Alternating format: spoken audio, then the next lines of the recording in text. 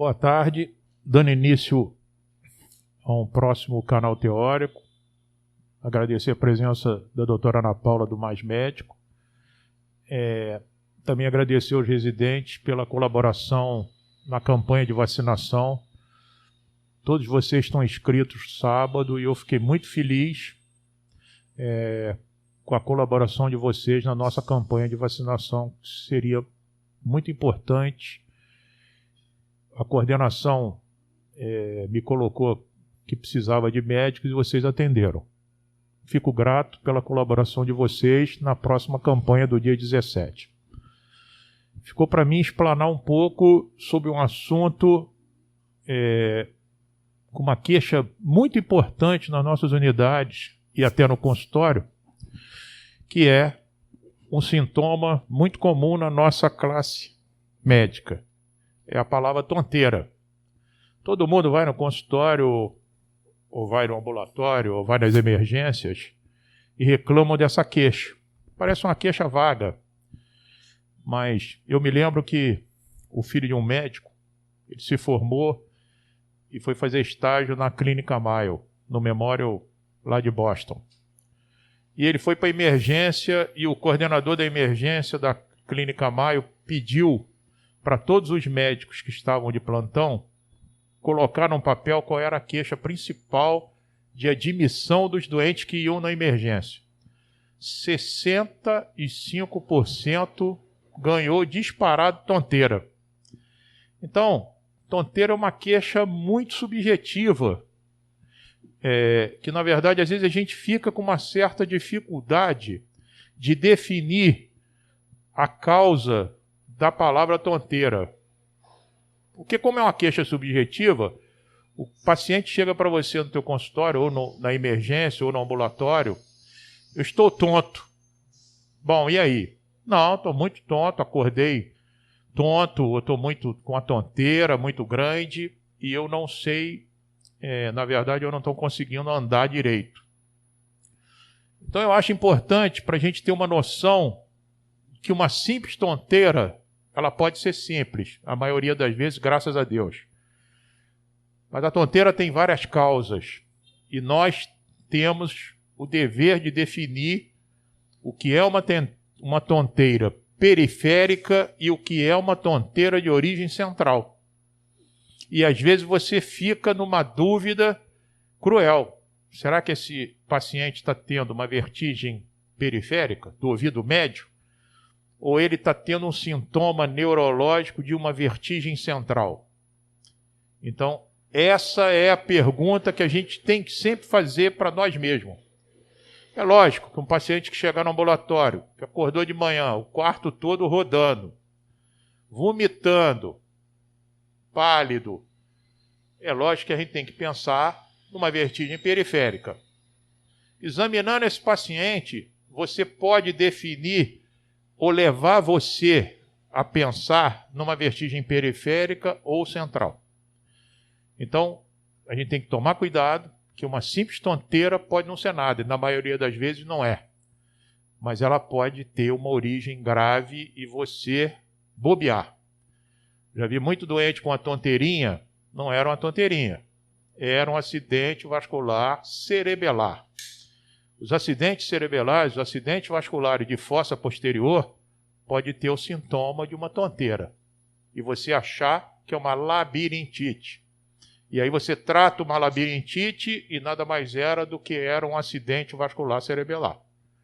Então você tomar sempre cuidado com esse diagnóstico, porque é uma causa, como uma queixa comum, em que a gente gosta de prescrever com facilidade um antivertiginoso. E aí a gente trata Meclin, Dramin, Betastina, Labirin, e vamos embora, Monotrian, Rivotril, e aí esquece de colher uma história e examinar esse paciente com a queixa de tonteira. Então, quando a gente fala tonteira, pode tocar aí, a gente fica na palavra vertigem. Às vezes a pessoa não consegue definir se ele está tonto, as coisas estão rodando, ou se ele está tonto por ele mesmo está tonto. Então, olha a diferença.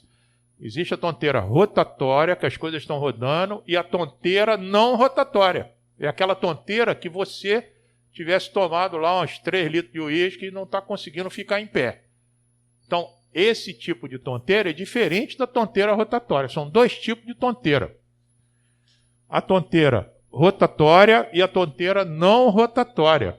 A tonteira rotatória, em que as coisas rodam, a parede roda, não sei se alguém aqui já teve síndrome vertiginosa aguda. É uma coisa horrorosa. Eu, infelizmente, já tive. É um colapso periférico, as coisas rodam, você pode ter palidez e sudorese, é uma sensação de que você está infartando. É um mal-estar indefinido e pode ter síncope. Porque como a coisa roda, você tem um colapso periférico. Você começa a suar, sudorese e pode desmaiar. Então, cuidado, que o colapso periférico pode levar à perda da consciência e a pessoa desmaiar. Repetindo, cuidado com a vertigem rotatória e perguntar, está tudo rodando? Não, eu é que estou me sentindo meio inseguro, como se estivesse em cima do barco. A vertigem rotatória é mais inclinada a ser uma causa periférica do ouvido médio. Labirintopatias, doença de Meniere ou outras doenças do ouvido médio levam a síndrome vertiginosa aguda. A tonteira não rotatória de você que está se sentindo meio desequilibrado, geralmente essa tonteira é central. Então, definir se ela é rotatória ou não rotatória é importante para você pensar no diagnóstico. Isso não é simples, não estou dizendo que você é beabá. Às vezes, você acha que é rotatória e acha que não é. Mas é importante você ter essa clareza se a vertigem é rotatória ou não. E aí, você define se ela é periférica ou central. Vai. Em relação à vertigem periférica, na verdade, é uma doença do ouvido médio e das labirintopatias. Então, a labirintite. Não é só a labirintite, mas é uma doença do labirinto. Mas existem doenças do ouvido médio e do labirinto, e da mastoide. Olha lá, nós estamos de dentro para fora. Então, também, ouvido médio, labirinto, que faz parte do ouvido médio, canais semicirculares e a mastoide. Todas essas patologias não estão dentro do cérebro. Então, as tonteiras de origem periférica. O otorrino e os testes labirínticos são muito importantes. Na verdade, quando você está diante de uma tonteira e você ficou em dúvida, você pode pedir um teste que chama teste otoneurológico. Infelizmente, nós não temos na rede, mas é um teste que te auxilia na avaliação se essa tonteira é de origem vestibular, periférica, ou se ela é de origem central. Pelo teste labiríntico, dá para você pesquisar vários sinais, dá para você saber alguns sintomas, dá para você pesquisar nistagmo. Nistagmo é um acometimento do 8º nervo auditivo. A pessoa que tem síndrome vertiginosa e está com nistagmo, fala a favor de um acometimento do ouvido médio. A pessoa que tem um nistagmo horizontal sempre é periférico. Se você olhar o doente está se sentindo equilibrado e está com nistagmo vertical, é mais de origem central, é mais do tronco cerebral. Então, repetindo, o nistagmo é importante para a gente definir se a doença é periférica, fora do cérebro, ou se ela é central. O nistagmo horizontal geralmente é ligado a patologias periféricas. O nistagmo vertical, ele é ligado a acometimento do tronco cerebral. Em relação, a gente chama de neuronite vestibular, são inflamações dos nervos auditivos. Quer dizer, você pode ter uma inflamação aguda, viral, especialmente, do oitavo nervo craniano. O vírus ataca o oitavo nervo como ele ataca as paralisias faciais periféricas. Paralisia de Bell, que você tem desvio da boca, como eu já tinha falado com vocês, pode também ter a neurite vestibular. É uma inflamação do nervo auditivo, do oitavo nervo craniano. Você pode ter bilateral ou pode ser unilateral. É sempre com nistagmo, como já falei, horizontal. A pessoa está gripada ou tem uma virose e de repente começa a ficar muito tonta, pode naturalmente ser uma inflamação do oitavo nervo e ela fazer o que a gente chama de neurite ou neuronite vestibular. A síndrome de Meniere, todo mundo, na verdade, sabe como é a síndrome, mas é uma síndrome mais do otorrino, ela é avaliada por esse teste otoneurológico. É uma baixa auditiva, tonteira e zumbido. A gente chega lá numa emergência ou chega no módulo com muito tonto, de repente um zumbido no ouvido e uma baixa auditiva. Isso chama-se síndrome de Meniere. A síndrome de Meniere tem um tratamento específico em que causa, na verdade, antipertensivos, dieta pobre em sal, muito líquido e remédio para vertigem, em que você consegue estabilizar isso e ficar tratando, consequentemente, essa síndrome de Meniere. A síndrome de Meniere tem algumas coisas que predispõem: tabagismo, obesidade, infecções e excesso de sal pode inflamar os canais semicirculares e fazer essa patologia unilateral. A síndrome vertiginosa aguda, ela na verdade, composta de uma vertigem rotatória, muita náusea com vômito, a pessoa fica vomitando sem parar, e também o nistagmo horizontal. As ataxias periféricas, a gente costuma usar, depois eu vou falar com mais propriedade, o sinal de Romberg, que todo mundo conhece, o sinal de Romberg típico, em que você bota o doente com os dois pés fletidos e com as mãos igual soldado. Eu não posso botar outra mão, senão vai cair o microfone.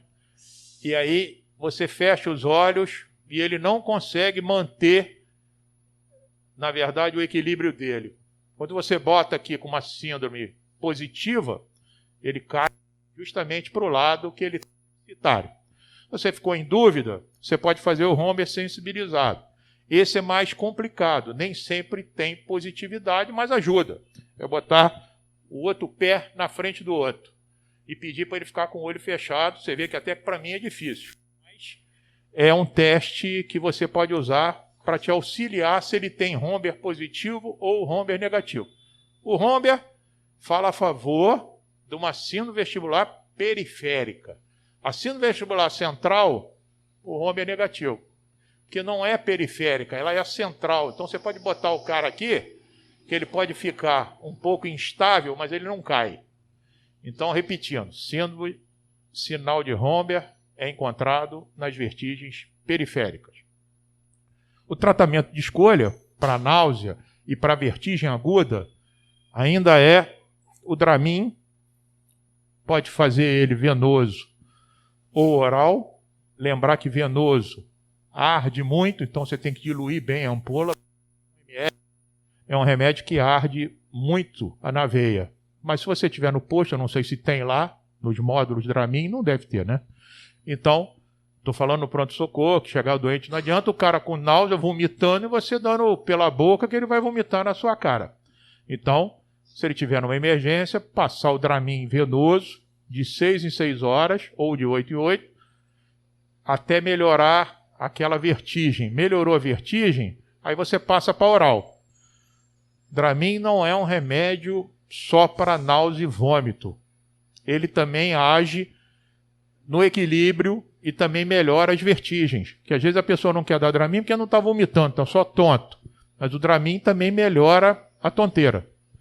Lembrar muito que o Dramin dá muito sono. Tem gente que toma um comprimido de Dramin e apaga. Tem gente que toma Dramin e não apaga. Então isso é individual. Tem gente que toma, não acontece nada. Tem gente que toma e tem efeitos colaterais. Lembrar também que o Dramin é um anticolinérgico. Então, tomar cuidado com os pacientes que têm glaucoma. Ele pode aumentar a pressão intraocular. Nos idosos que têm próstata grande, também ele, como ele é um anticolinérgico, ele pode também dificultar a micção. Dramin dá sono, Dramin pode aumentar a pressão intraocular, Dramin pode aumentar a dificuldade para urinar. Mas é um bom remédio. Eu gosto de Dramin, é barato e a gente usa sempre na fase aguda. Não tendo a opção do Dramin, a gente pode usar o Meclin. Meclin tem de 25 e tem de 50. Só comprimido. Você pode usar um comprimido de 8 em 8 ou pode comprar um de 12 em 12. Lembrar também que dá muito sono. Você usa da Meclin para algumas populações e dizem que morreu de sono. Então, vai devagar com Meclin e Dramin, mas são os dois melhores remédios para síndrome vertiginosa aguda. A outra medicação que também é usada é o Rivotril. O Rivotril também é um benzodiazepínico, todos conhecem, clonazepam. Pacientes que têm muita vertigem, às vezes respondem bem a Rivotril. Lógico, Rivotril numa dose pequena. Vai tomar Dramin, tomar Rivotril, o cara pode ficar torporoso. Então vai com calma, doses pequenas, mas podem ser usados na melhores das intenções. Estou falando em síndrome vestibular periférica aguda, síndrome vertiginosa aguda. São os 3 remédios que é usado, na minha opinião, com boa eficácia.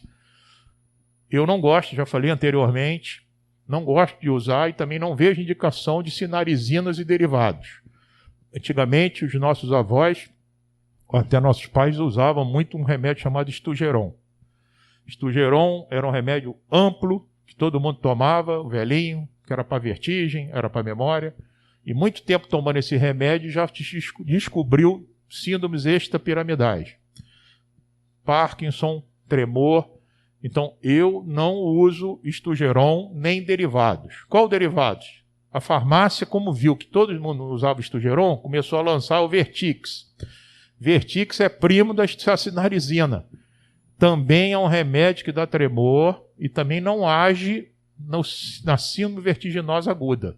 Ele demora 3 semanas para entrar em ação. Como é que você vai usar um remédio que vai tomar Vertix agora e não vai tratar tonteira de ninguém? Vertix aumenta o peso, dá muita fome e também alguns doentes reclamam que dá muito sono. Derivados de Vertix que eu conheço é o Vertizine D. Também é um remédio que tem seus efeitos colaterais. Então, eu não uso sinarizinas nem derivados, porque não tem nenhuma finalidade e não traz nenhum benefício. Os novos, que são, vou falar ali depois, a beta-estina, que é o Labirin, é o Betaserc, são remédios bons, mas não são remédios assim ótimos para a síndrome vertiginosa.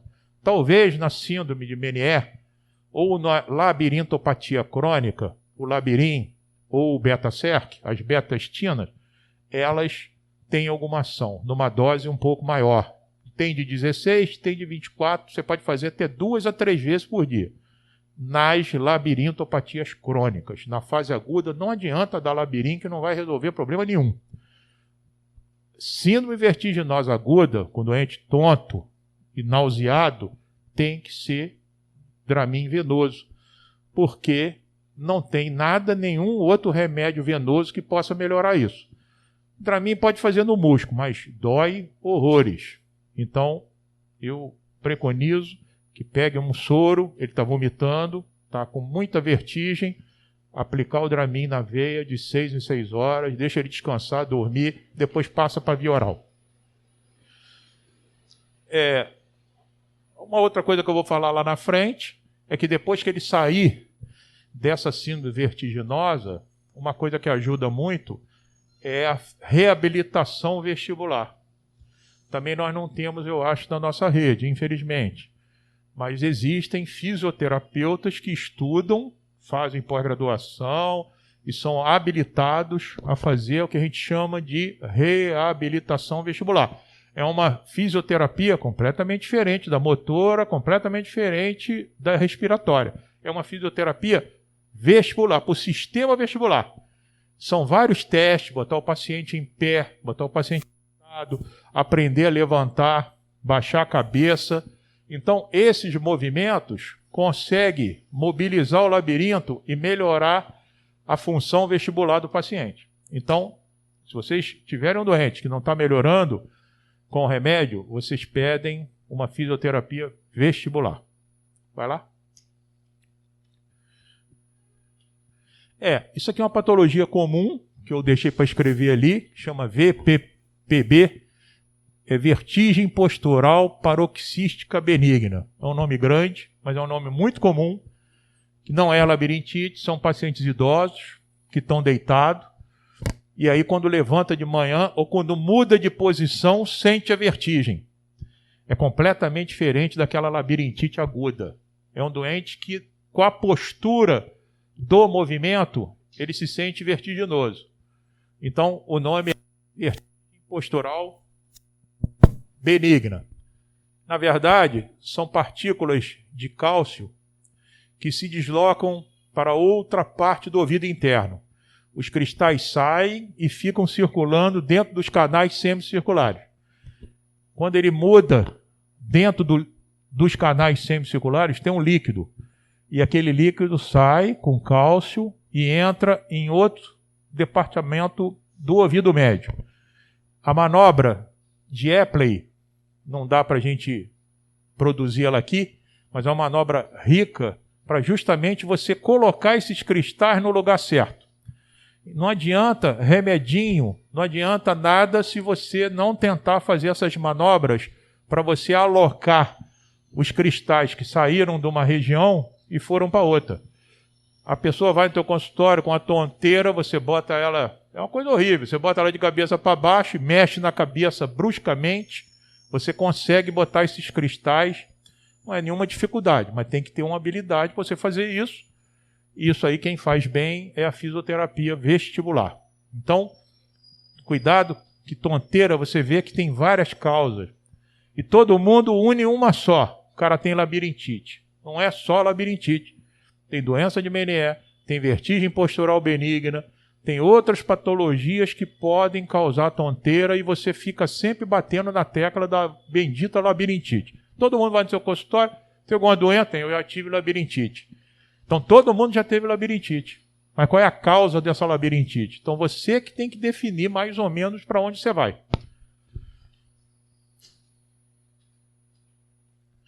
O tratamento, como eu já me antecipei, está lá, ó, Dramin B6 na veia ou via oral de 6 horas. Se o paciente não está nauseado, está só tonto, sudorese, tem um colapso e não está vomitando, você vai de comprimido oral, 6 e 6 horas, mas se ele vomitar, não tem jeito. O Meclin de 25 ou 50, de 8 em 8, diminuindo a dose progressivamente, de 8 em 8, depois baixa para 12 em 12, e você vai controlando até ele sair dessa crise vertiginosa. O Rivotril, geralmente 0,5 de 8 em 8, mas não é... Pô, doutor, eu dei 0,5 de manhã e de noite. Você vai tenteando dar umas gotinhas. Isso não é uma dosagem fixa, 0,5 de 8 em 8. Você mesmo vai controlando qual é a melhor dose. Também não adianta deixar o cara chapado, que ele não consegue nem falar. A beta-estina, que é o Labirin e outros derivados, o beta-serc e muitos outros remédios iguais, com o mesmo nome, 16 a 24, de 2 a 3 vezes por dia. A reabilitação vestibular, como a gente conversou, observando a sonolência com esses fármacos acima. Todos eles dão muito sono. Tirando a beta-estina que não dá sono, Meclin, Dramin, Rivotril dá um sono gostoso nos pacientes. Vai lá.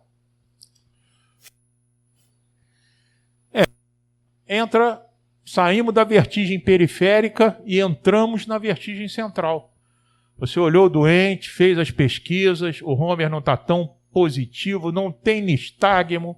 Aí você, será que esse cara tem uma doença central ou periférica? E aí tem umas dicas que os sintomas são uma vertigem não rotatória. Isso é muito importante. Está rodando tudo? Não. Aí você já fica meio preocupado com aquele não. O nistagmo sempre é vertical, não é horizontal. A ataxia também é uma coisa que você tem que notar. Existem dois tipos de ataxia para o teu azar. Tem a ataxia periférica e a ataxia central. Então a ataxia é uma coisa que é difícil você afirmar. Porque o doente que está com tudo rodando, vomitando, e botar ele para andar, ele vai ficar atáxico. Mas essa ataxia não é central, é periférica. Mas se ele não está rodando, se ele não tem nistagmo e ele está atáxico, fala mais a favor em quê? De uma doença central. A doença central, você também tem que pesquisar outras coisas. O doente, às vezes, além de ataxia, está falando com uma certa dificuldade. Pô, mas como é que uma doença labiríntica vai dar dificuldade na fala? Não dá.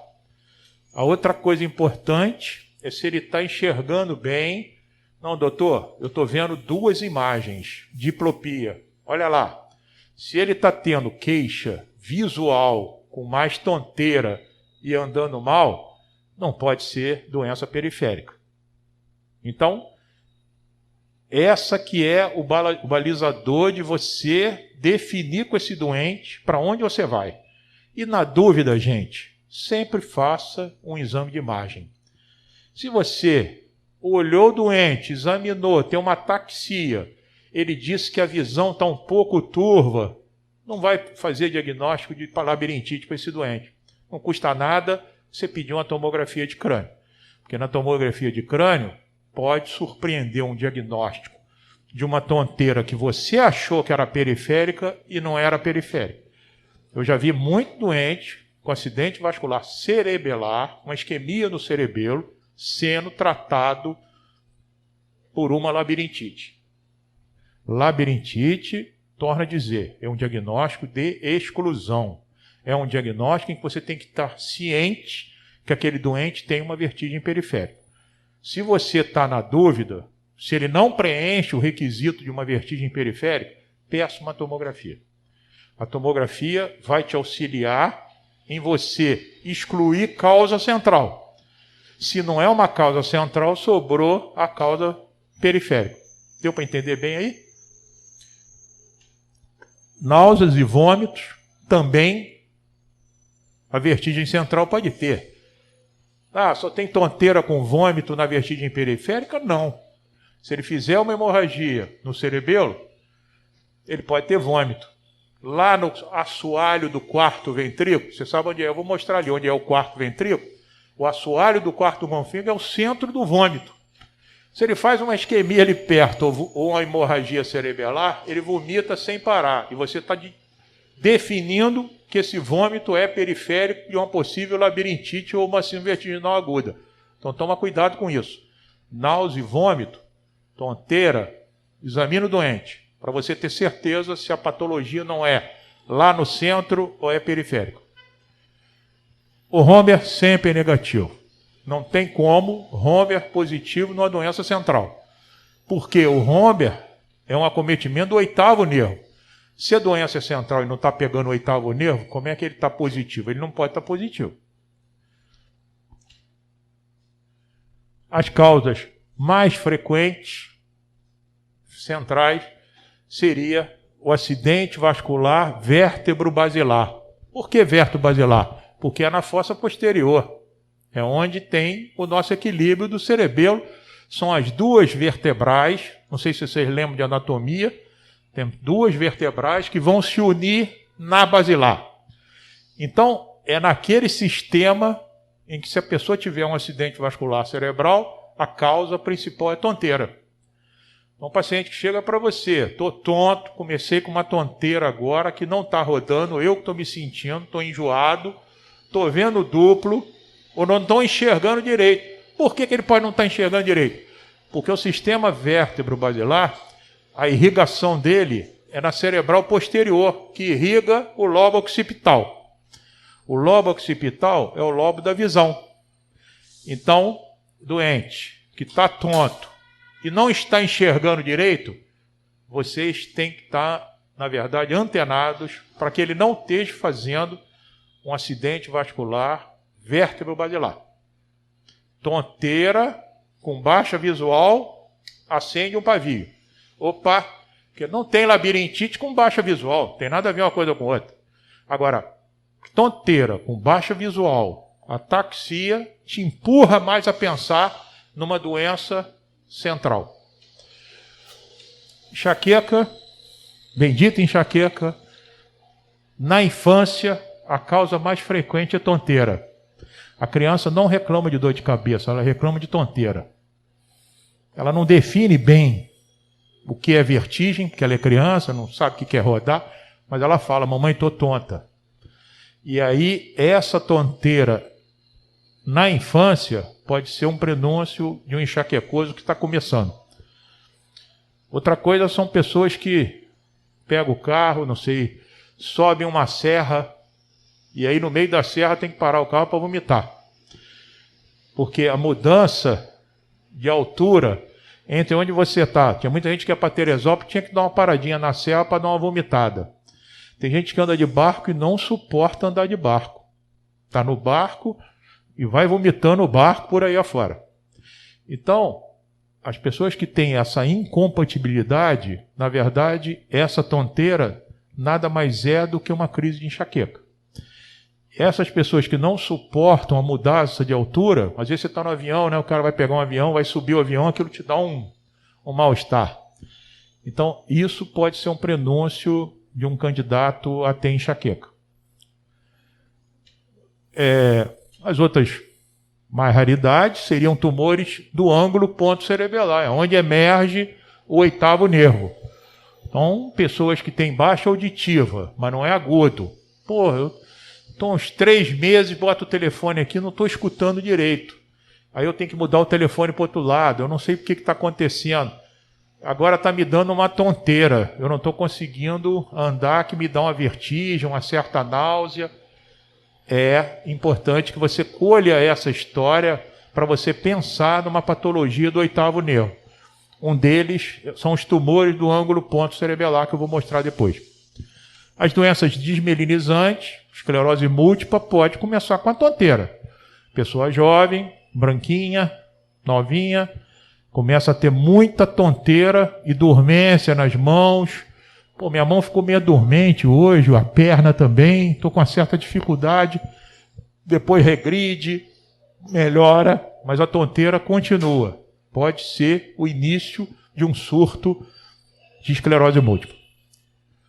As infecções do sistema nervoso central, tem um paciente com abscesso cerebelar, ou paciente que tem otite e que fez um abscesso no ângulo ponto, um abscesso cerebelar, pode ter tonteira, e aí você tem que ficar atento.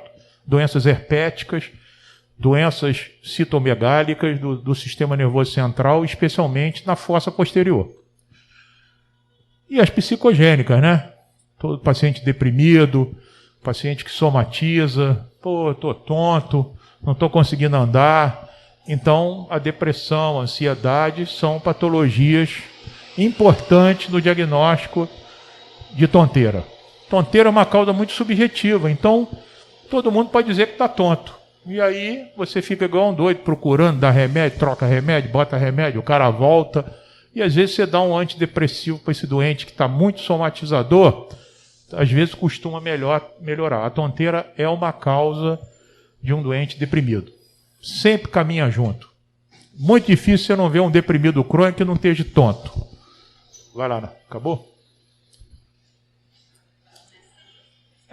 Aí eu trouxe aqui algumas fotos só para vocês entenderem um pouco. O tumor do ângulo ponto cerebelar. Essa imagem não melhora mais não, né? Passa o outro, que eu acho que o outro está melhor. Então, ali você, na verdade, você está vendo um tumor enorme na fossa posterior. Ali é um outro que tem uma hemorragia bem no ângulo ponto. O ângulo ponto que eu falo é aqui, ó. Que aqui, esse buraco aqui é o ouvido. Entrou e ele pega o oitavo nervo desse lado. A fossa posterior, que é lógico que ele tinha ataxia e tinha tonteira. E a vertigem era uma causa muito importante para ele. Vai. É uma hemorragia cerebelar e vocês veem que o quarto ventrículo, onde eu falei com vocês, está cheio de sangue.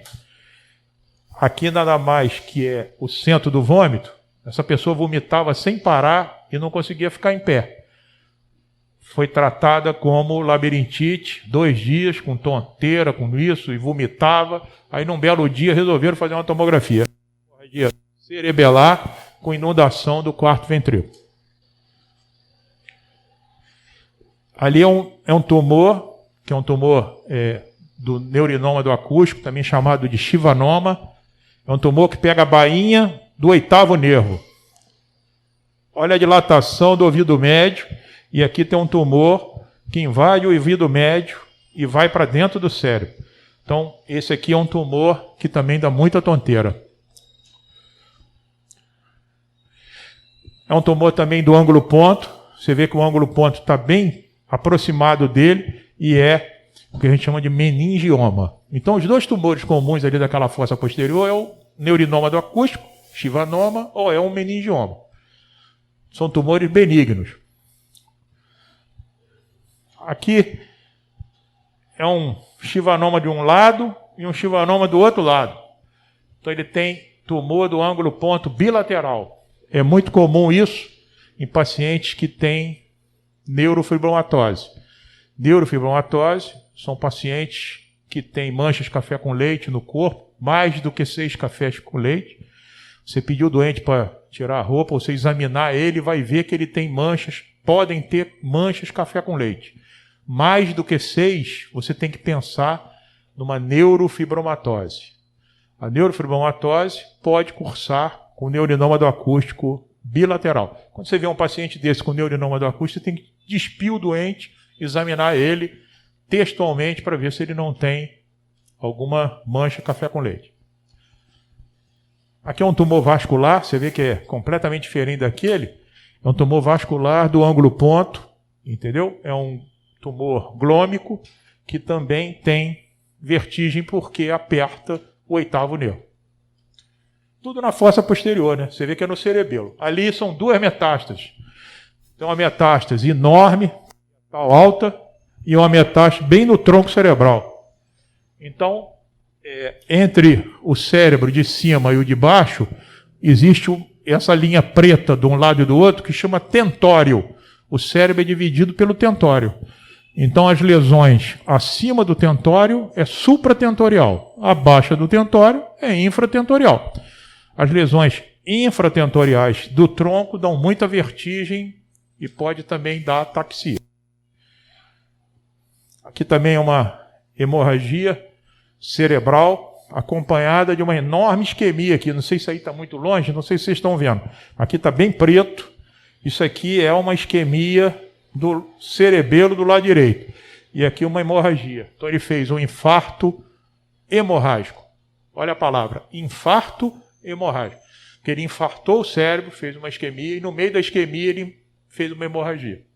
Então, isso aqui é uma imagem que é a chamada de infarto hemorrágico. Então, na verdade, parece uma coisa simples, que geralmente é. A tonteira, torna a dizer, é uma patologia fácil. Mas vocês têm que estar atentos que nem sempre uma tonteirinha é uma coisa boba. Às vezes tem outras coisas que eu deixei de falar, são remédios. A pessoa às vezes toma remédio demais, toma antidepressivo, tem hipotensão ortostática quando levanta, e aí fica meio tonto. Então toda a sintomatologia do indivíduo, ele pode chegar à conclusão que ele está tonto. Agora, por que ele está tonto?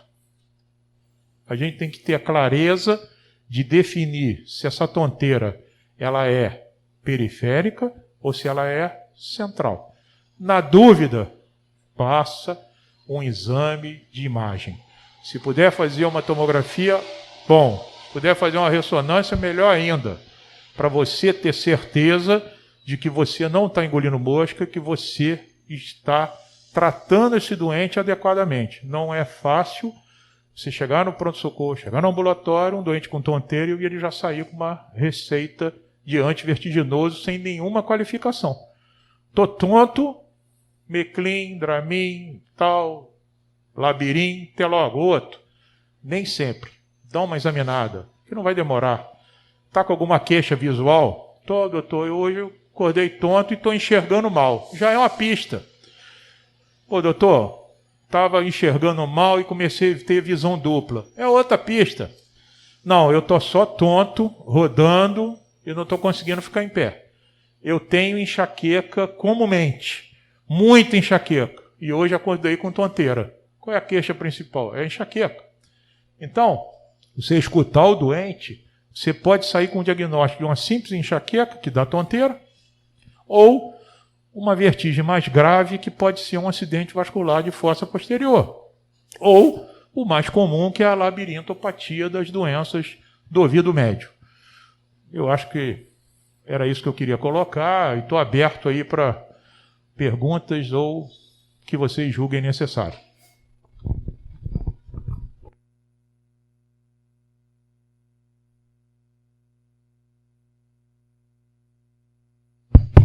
Alguém quiser perguntar?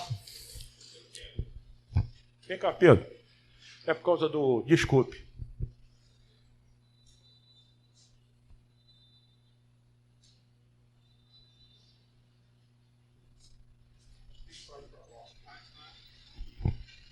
Eu quero perguntar com relação ao tempo de tratamento. Quanto tempo pode usar beta-30? Porque a gente vê paciente fazendo uso contínuo desse tipo de medicação. E principalmente na questão do envelhecimento, geralmente as síndromes depressivas sempre abrem com quadro de vertigem. Então, saber se o antidepressivo ajuda nesse tipo de tratamento também. Só isso. Boa pergunta. Na verdade, você vai tratar síndrome vertiginosa aguda. A palavra está dizendo aguda. Se o doente está vertiginoso, e você deu o Dramin para ele de 6 em 6 horas, 2 dias, 3 dias, aí vai depender de como o doente vai evoluir. Por exemplo, eu tenho enxaqueca e eu tenho tonteira eventual, mas a minha tonteira é boa, aquela roda, vomito, fica pá. Tomei 2, 3 dias de Dramin e eu suspendi o remédio. Então, na verdade, você tem que descobrir qual é a causa. Se a sua tonteira for uma tonteira aguda ligada à enxaqueca, é você tratar 2, 3 dias e acabou o problema. O problema é que as pessoas às vezes ficam cronicamente tomando Labirin, tomando Beta-Serc, tomando esses remédios para tratar uma tonteira que ele teve e já passou. E aí tem um efeito psicológico. Não, estou tomando um remédio para não ter labirintite. Não é isso. Você tem que sair da fase aguda, tratar e descobrir qual é a causa. Se for enxaqueca, você vai tratar a enxaqueca. Se foi um quadro depressivo, você está correto. O paciente abriu um quadro depressivo com tonteira. Você vai tratar a depressão, vai acabar a tonteira. Ou, se for uma doença com a vertigem postural benigna, não tem remédio. Você vai ter que indicar ele uma reabilitação, que é a fisioterapia vestibular. Então, cada caso vai depender com a causa. Se você tiver um tumor no neurinoma do acústico e dando tonteira, como é que você vai resolver isso? É operar o neurinoma do acústico. Então, não existe, Pedro, um dia estabelecido e quantas horas, não é igual antibiótico, em que você trata o antibiótico 14 dias, 7 dias, ou até tem antibiótico você dá 5 dias. Outro dia eu estava tratando um doente lá com infecção urinária e o clínico falou 5 dias tá bom. Eu não sei se ele está errado ou está certo, mas ele disse que dava bom. Então, alguns tratamentos têm seu início e seu fim. O labirinto vai depender do sintoma. Que aí você dá 15 dias de Labirin para um cara com tonteira. Ele ficou ótimo. No 16º você substitui ou tira. Um dia depois ele diz que está tonto de novo. Aí você volta o remédio. E aí fica na prescrição dele o remédio que não sai nunca. É igual o omeprazol. Tem doente tomando omeprazol 2 anos. Aí você fala com ele, tira o omeprazol. Ah, doutor, se tirar o omeprazol, eu tomo muito remédio, vai atacar meu estômago. Então, tratar a fase aguda. Eu já tomei Dramin 2 comprimidos. Tomei um, melhorei, o segundo, tomei o segundo, acabou, parei. Então depende da causa que levou ele a ter essa tonteira. Você pode esticar um pouco, mas depende se o doente está com sintomatologia ou não está com sintomatologia. Ok?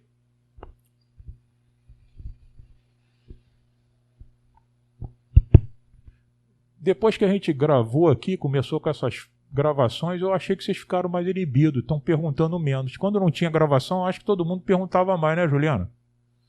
Não? Não, Júnior? Outro dia me perguntaram isso, até foi humor. Eu falei que não era verdade. Eu acho que vocês realmente não estão querendo perguntar porque estão certos das coisas aí. Alguém quer fazer mais uma coisa? A Paula, que chegou hoje?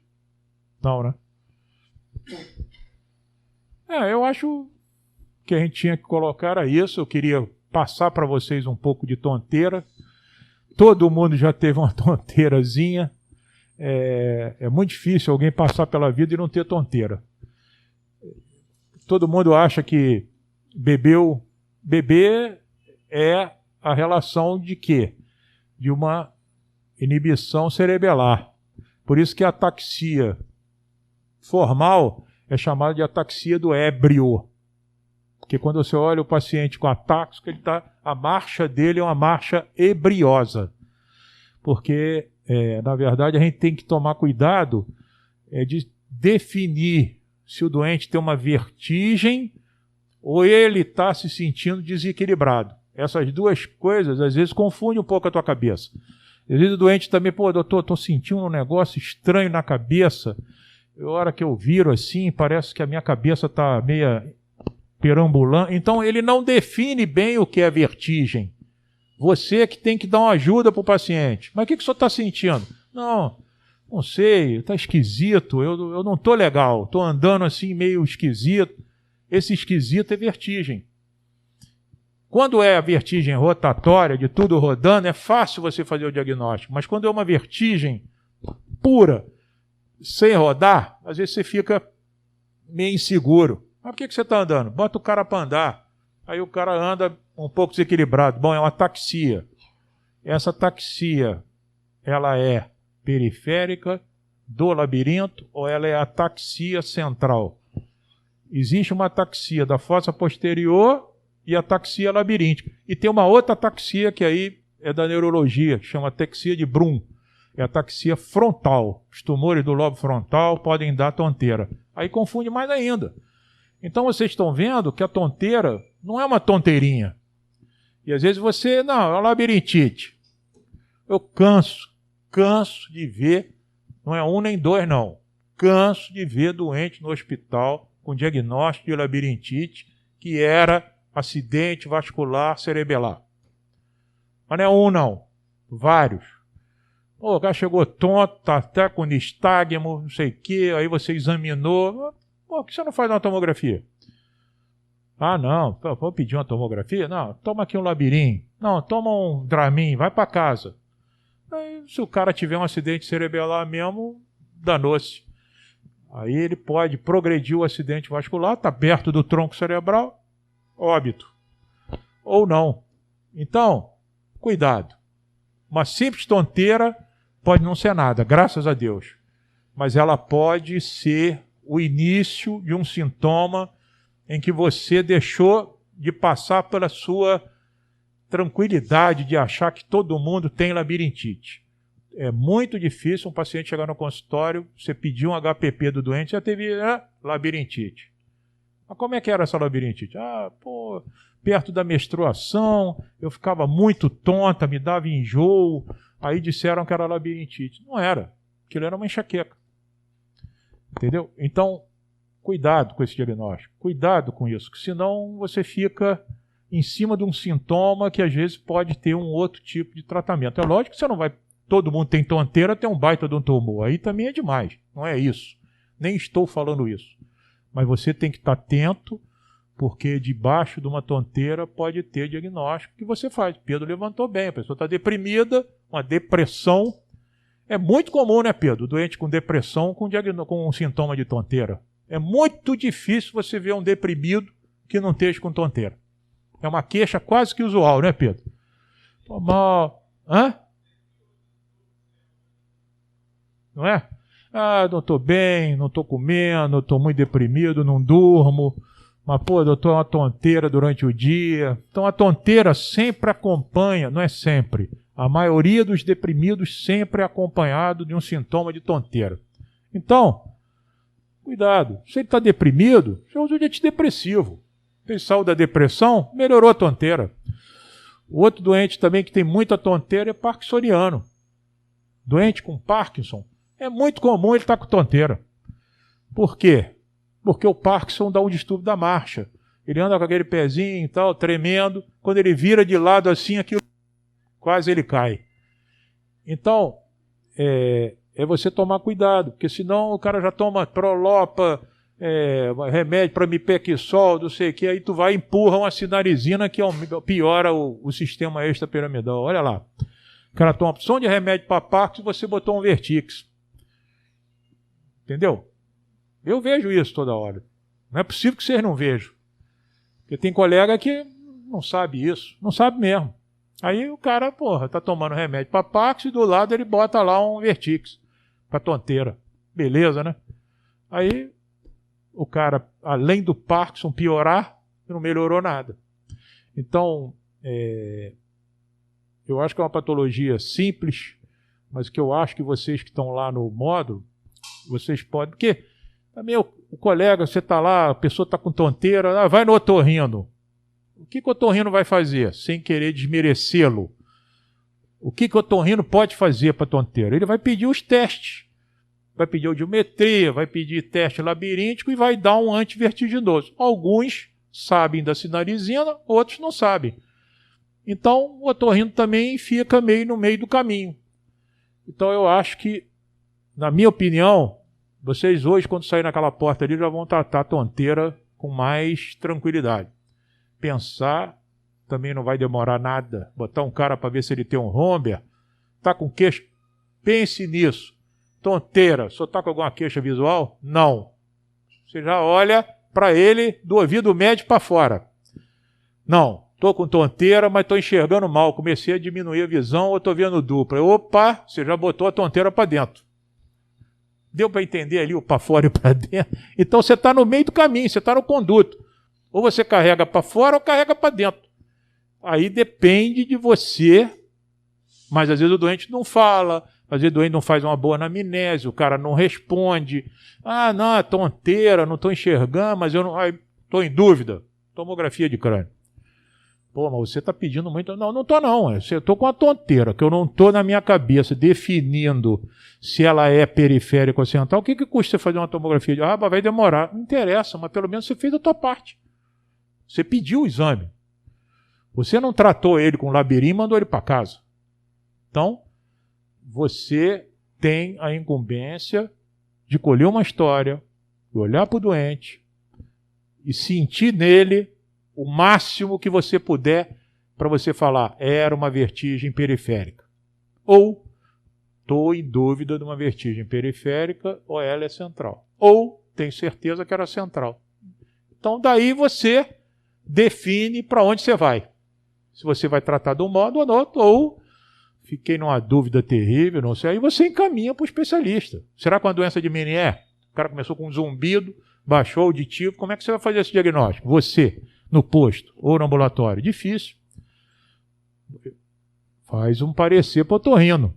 Paciente, iniciou zumbido unilateral, vertigem, baixo auditivo. Sugiro o parecer do otorrino para afastar a doença de Meniere. Aí não é você. Você não tem como fazer esse diagnóstico. Você pode suspeitar, mas não tem como. Agora, o doente chegou no posto, com ataxia súbita, diplopia, tonteira. Você também não vai pedir uma tomografia para ir para a CREG para demorar. Daniela vai demorar 6 meses para autorizar para você. Entendeu? Não dá. Se você está na mão ali achando que é central, não tem que pedir nada. Você tem que encaminhar ele para um posto, para uma emergência. Aí é outra coisa. O cara acordou, estou vendo duplo, diplopia, completamente atáxico, tonto, tomografia. Não dá. Peraí, diplopia, tonto, é muita queixa neurológica. Você, por favor, encaminhado para o posto Lar da Batalha, para o Mário Monteiro, para onde você foi com uma suspeita de um acidente vascular vértebro basilar ou de fossa posterior. Aí é diferente.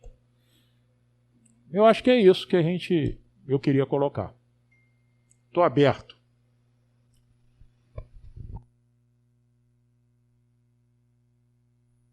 Bom, acho que como não tinha mais nada, tomara que, na verdade, seja proveitoso, mas eu acho que sempre é bom a gente conversar um pouquinho.